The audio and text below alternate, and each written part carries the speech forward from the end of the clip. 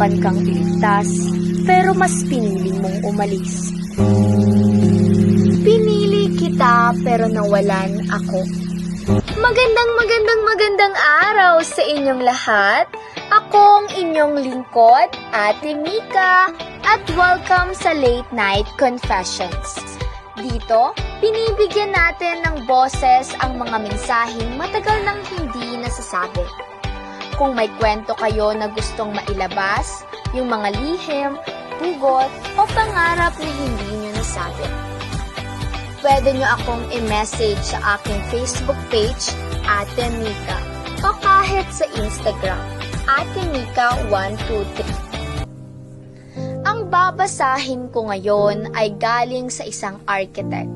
Successful, may pangarap na natupad, pero may isang kwento ng pagkakaibigan na hanggang ngayon dala-dala pa rin niya. Ngayon, sisimulan ko na ang pagbabasa. Ito ang kwento ni sender at Karina 105. Sabi niya, Ate Mika, 4 po kaming magkakaibigan. Noon, estudyante pa lang kami. Pakiramdam ko sapat na ang mundo ko basta kasama ko sila. Sabay-sabay kaming nangarap, sabay-sabay nagrereklamo sa hirap ng buhay estudyante. Sabay nangako na kahit anong mangyari, kami pa rin ang magkakasama hanggang sa pagtanda. Akala ko walang makakasira noon, hanggang sa dumating siya. Naging boyfriend ko siya, si Ken, Ate Mika. Unti-unti, ako yung nawala. Mas madalang na akong sumama sa boyfriend ko. Mas pinili ko yung oras ko kasama siya. Hanggang sa isang araw, pinakilala ko siya sa 3 kong kaibigan. Tahimik sila. Sobrang tahimik na parang may mali. Hindi man lang nila kinausap si Ken, na parang wala lang siya sa kanila kahit kaharap lang naman nila, Ate Mika. Parang hindi nila nirerespeto ang boyfriend ko. Hanggang sa biglang may tumawag sa boyfriend ko. Importante daw. Emergency raw sa bahay nila. Kaya agad na nagpaalam si Ken sa akin at sa mga kaibigan ko. Pag-alis niya, doon ako sumabog. Ano bang problema niyo sa kanya? Diretso kong tanong. Kailangan ba talagang iparamdam niyo na ayaw niyo sa kanya? Walang sumagot kaagad. Hanggang sa may nagsalita. Hindi sa ayaw namin, nag-aalala lang talaga kami. Doon ako mas lalong nainis. Nag-aalala o nanghuhusga? Sabi ng isa kong kaibigan. Sinagot ko sila ng mas masakit. Hindi niyo naman siya kilala. Hindi niyo alam kung gaano niya ako pinapasaya. May pumalag, mas prangka at mas totoo. Kilala namin yung mga taong kagaya niya. May history siya, hindi siya malinis. Parang may sumabog sa dibdib ko, Ate Mika. So, ano ngayon? Sigaw ko. Hindi naman masamang magmahal, di ba? Hanggang sa narinig ko yung linya na tuluyang sumira sa lahat. Kung mahal mo ang sarili mo, hindi ka magtitiis sa lalaking yan. Parang sinampal ako. Napuno ako ng galit at sakit.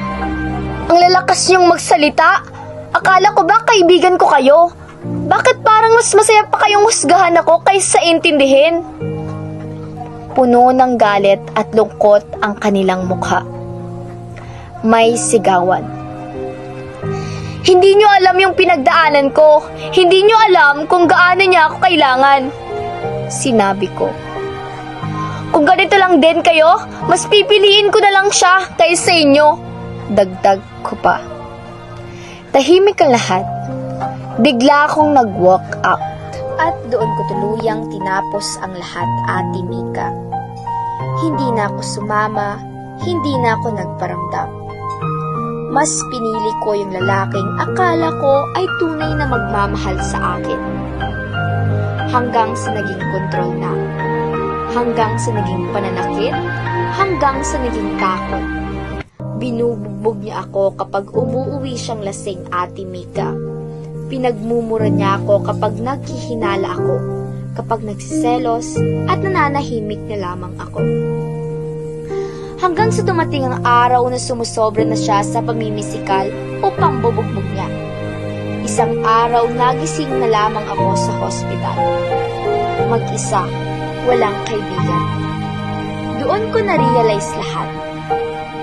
Pagkalabas ko sa hospital, iniwan ko na siya. Lumayo na ako. Pero kasabay nun, tuluyan ko ring nawala ang 3 taong minsan naging tahanan ko. Ngayon, isa na akong architect.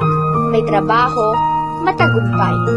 Pero gabi-gabi, bumabalik yung tanong sa isip ko. At ayun na nga, isang kwento na naman ang ating nabigyan ng boses. Ang kwentong ito ay paalala na hindi lahat ng umalis ay walang pakialam. Minsan sila yung mga taong masyadong nagmamahal kaya mas pinipiling manahimik na lamang. Hindi lahat ng nagbibigay babala ay kontrabida. At hindi lahat ng pinili natin ay tama para sa atin. Minsan, mas malinaw ang katotohanan sa mata ng kaibigan kaysa sa pusong umiibig lamang.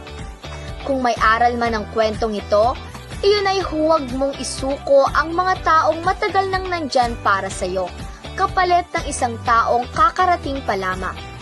Dahil ang tunay na kaibigan, kahit masaktan ka, pipiliin pa ring magsabi ng totoo. Sana, bago tayo pumili, matuto muna tayong makinig. Sa muli, ako ang inyong lingkod, Ate Mika, at ito ang Late Night Confessions.